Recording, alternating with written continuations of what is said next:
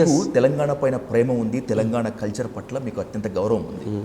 I'm asking you very clearly sir, KCR family పైన especially KTR పైన మీకు ఏమైనా ద్వేషం కానీ పంచాయతీ కానీ ఏమైనా ఉందా? పర్సనల్ రైవలరీ ఏమైనా ఉందా? నాకు కేటీఆర్ గారి పైన నాకు అసలు ఎటువంటి భేదాభిప్రాయాలు లేవు. ఎందుకు లేవు అని అంటే ఆయన పొలిటికల్ ఎజెండా ఆయనదండి. కేటీఆర్ గారి ఎజెండా ఆయనది. ఆయన ఎజెండాని ఆయన ఇంప్లిమెంట్ చేసుకుంటూ ఉంటారు. రాష్ట్రం కోసమో లేకపోతే ఆయన సంబంధించినటువంటి భవిష్యత్తు నాయకత్వాన్ని తీసుకొని రావటం కోసం ఆయన ప్రయత్నాలు ఆయన చేసుకుంటూ ఉంటారు.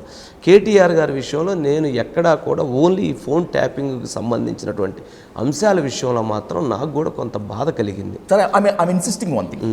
కొండా విశ్వేశ్వరరెడ్డి గారు నా ఫోన్ ట్యాపింగ్ జరిగింది, నా భార్య ఫోన్ ట్యాపింగ్ జరిగింది, నేను బెంగళూరు పారిపోయానని చెప్పారు. కవిత గారు కూడా ఆఫ్ ద రికార్డ్ చాలా సార్లు చెప్పారు, ఆన్ రికార్డ్ ఒక ఇంటర్వ్యూలో చెప్పారు. సార్, వీళ్ళంతా చెప్పారు వాస్తవమే. రకుల్ ప్రీత్ సింగ్ కానీ, సమంత కానీ, ఈషా రెబ్బా కానీ, హెబ్బా పటేల్ కానీ, ఇంకొంతమంది కానీ ఎవరు కూడా ఇప్పటి వరకు వచ్చి నా ఫోన్ ట్యాపింగ్ జరిగింది, నాకు అనుమానాలు ఉన్నాయని చెప్పి వ్యక్తం చేయలేదు. By the same way SIT కూడా ఎక్కడా అఫీషియల్గా చెప్పలేదు. అలాంటప్పుడు how can you take them in your, అంటే వాళ్ళ మీద చేయటం అప్పుడు పర్సనల్ అవుతుంది కదా. అంటే 1, 2, 3, 4 ఇక్కడ మేము కవిత గారి ఫోన్ ట్యాప్ చేసాను ఒప్పుకున్నారా? ఒప్పుకోలేదు కదా. ఒప్పుకోలేదు. కొండా విశ్వేశ్వరరెడ్డి గారి ఫోన్ ట్యాప్ చేసాను ఒప్పుకున్నారా? ఒప్పుకోలేదు కదా. మహేష్ కుమార్ గౌడ్ ఫోన్ ట్యాప్ చేసాను ఒప్పుకున్నారా? ఒప్పుకోలేదు కదా. ఇప్పటి వరకు సిట్టు విచారణకు వెళ్ళినటువంటి వీళ్ళ ఫోన్లన్నీ మేము ట్యాప్ చేసాను ఒప్పుకున్నారా? ఒప్పుకోలేదు కదా. ఇంతవరకు దేనికి ఆన్సర్ జరగలేదు. విచారణ జరుగుతున్నప్పుడు ఒక జర్నలిస్ట్గా, ఒక జర్నలిజంలో ఒక్కొక్కరు ఒక్కొక్క రకమైనటువంటి కొన్ని ఆలోచనలు, అంటే జరుగుతున్నటువంటివి, కామెంట్స్ వచ్చినటువంటివి, వీటికి సంబంధించి పొలిటికల్గా వచ్చినటువంటి అంశాలను దృష్టిలో పెట్టుకొని వాటి మీద స్టోరీస్ రన్ చేస్తుంటాం.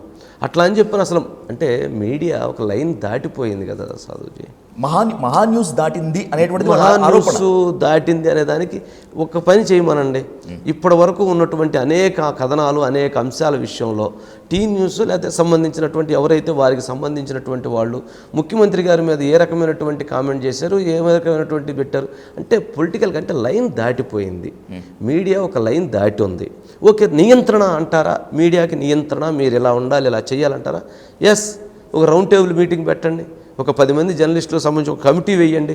2 తెలుగు రాష్ట్రాల్లో మీడియా ఇది ఇలాగే లైన్ రాయాలి, ఇలాగే ఉండాలి, ఈ గీత దాటి రాయకూడదు, ఈ గీత దాటి పోకూడదు అని చెప్పి ఒక డిసైడ్ చెయ్యండి. అందరం పాటిద్దాం. అది చేస్తే నియంతృత్వం కదండి సార్. అదే నేను అంటే ఏది ఇక్కడ ఇది నేను ఇప్పుడు ఇక్కడ ఒక నన్ను టార్గెట్ చేయటం వెనక వాళ్ళ రాజకీయ ప్రయోజనాలు జరిగినాయేమో అని భావించి ఉండొచ్చేమో. కానీ రాజకీయ ప్రయోజనాలు జరగలేదు. కేటీఆర్ గారికి నష్టం జరిగింది.